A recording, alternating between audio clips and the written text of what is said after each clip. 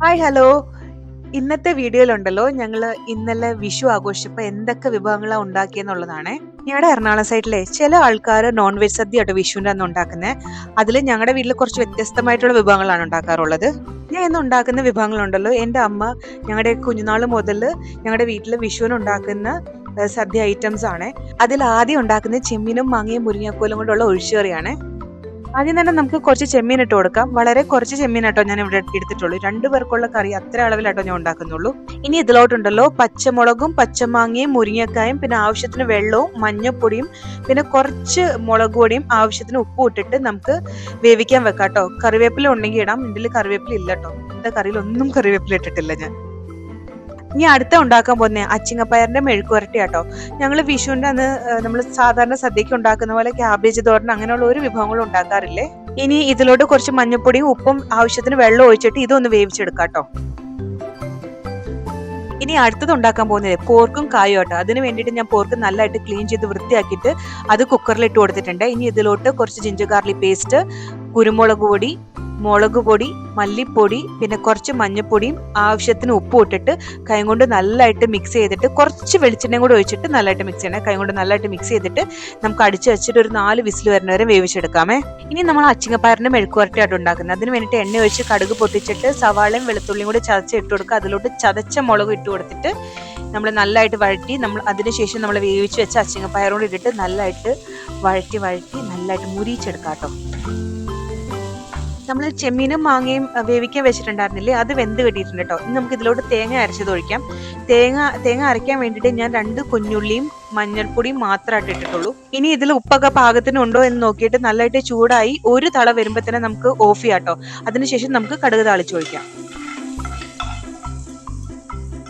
ഇനി അടുത്ത ഉണ്ടല്ലോ ചെമ്മീനും തേങ്ങാക്കൊത്തും കൊടമ്പുളിയൊക്കെ ഇട്ടിട്ട് പിന്നെ കുറച്ച് സവാളയും പച്ചമുളകും മുളക് പൊടിയും മഞ്ഞൾപ്പൊടിയും ആവശ്യത്തിന് വെള്ളമൊക്കെ ഒഴിച്ചിട്ട് ഇത് വേവിച്ചിട്ട് എണ്ണയിൽ വഴറ്റിയെടുക്കുന്ന കേട്ടോ ഉണ്ടാക്കുന്നത്. ചെമ്മീനും തേങ്ങാക്കൊത്തും കൂടിയുള്ള ഒരു റോസ്റ്റ്.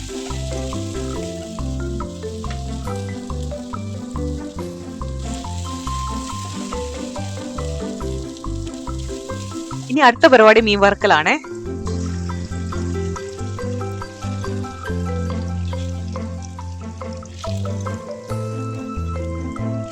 ഇനി പോർക്കും കായും റോസ്റ്റിന് വേണ്ടിയിട്ട് ഞാൻ സവാളയും ഇഞ്ചി വെളുത്തുള്ളി കൂടി നല്ലതായിട്ട് വഴറ്റിയിട്ട് അതിലോട്ട് മല്ലിപ്പൊടി, മീറ്റ് മസാല, ഗരം മസാല പിന്നെ ചില്ലി ഫ്ലേക്സും ഇട്ടിട്ട് നല്ലതായിട്ട് ഒന്ന് വഴറ്റിയെടുത്തിട്ട് അതിലോട്ടാട്ടോ നമ്മൾ വേവിച്ച് വെച്ച പോർക്കും കായും കൂടി ഇട്ട് കൊടുക്കുന്നത്. പോർക്ക് ഒരു 4 വിസിൽ അടിച്ചപ്പോൾ തന്നെ പോർക്ക് വെന്ത് കിട്ടിയായിരുന്നു. അതിനുശേഷം ഞാൻ പച്ചക്കായ ഇട്ടിട്ട് ഒന്നും കൂടി ഒരു വിസിൽ വരണ വരെ വേവിച്ചെടുക്കുകയാണ് ചെയ്തത്. വിഷുവിന് എപ്പോഴും ഞങ്ങളുടെ വീട്ടിൽ ചെറുപയർ പരിപ്പിന്റെ പായസമായിട്ട് ഉണ്ടാക്കാറുള്ളത്. അപ്പൊ അതിന് വേണ്ടിയിട്ട് ഞാൻ പരിപ്പ് ഒന്ന് വറുത്തെടുക്കുവാണ്. ഇനി ഇതിലോട്ട് കുറച്ച് വെള്ളം കൂടി ഒഴിച്ചിട്ട് ഒരു 3-4 വിസിൽ വേവിച്ചെടുക്കട്ടോ. നല്ലതായിട്ട് വെന്തുടയണേ. മീൻ നല്ലതായിട്ട് മുരിഞ്ഞു വന്നിട്ടുണ്ടോ. അപ്പൊ നമുക്ക് എണ്ണയിൽ നിന്ന് കോരി മാറ്റാം. ഇനി അടുത്തത് മീൻകറിയാണ്. മീൻകറി ഞാൻ ഇന്നലെ റെഡിയാക്കി വെച്ചിരുന്നു. പക്ഷെ അതിൽ തേങ്ങാപ്പാൽ ഒഴിച്ചില്ലായിരുന്നു. തേങ്ങാപ്പാൽ ഒഴിച്ച് മീൻകറി ആയിട്ട് ഉണ്ടാക്കുന്നത്. അപ്പൊ ഇന്ന് തേങ്ങാപ്പാൽ ഒഴിച്ചിട്ട് നല്ലതായിട്ട് തിളപ്പിച്ചെടുത്തു കഴിഞ്ഞാൽ നമ്മുടെ മീൻകറിയും റെഡി ആവും കേട്ടോ.